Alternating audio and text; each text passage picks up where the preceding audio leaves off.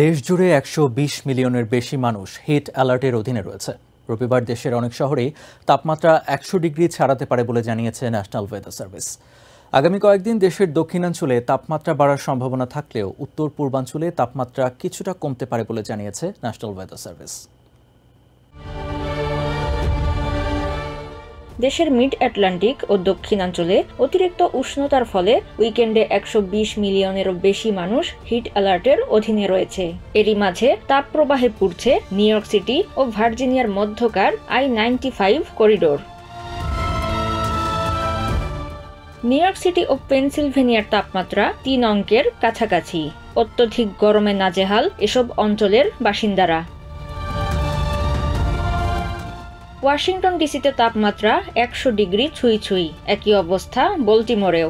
আবহাওয়ার পূর্বাভাস বলছে আগামী কয়েকদিন দেশের দক্ষিণাঞ্চলে তাপমাত্রা অসহনীয় পর্যায়ে পৌঁছাতে পারে। তবে উত্তর পূর্বাঞ্চলে আগামী কয়েকদিনের মধ্যে তাপমাত্রা কমে আসবে বলে ধারণা করা হচ্ছে। এতে কিছুটা স্বস্তি মিলবে এ অঞ্চলে।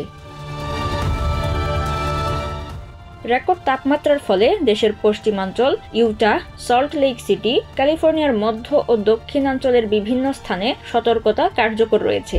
ক্যালিফোর্নিয়ার পাম স্প্রিংসে শনি থেকে বৃহস্পতিবারের মধ্যে তাপমাত্রা ১১৪ ডিগ্রিতে পৌঁছাতে পারে। Nazmun Nahar Urmi, TVN24 news desk.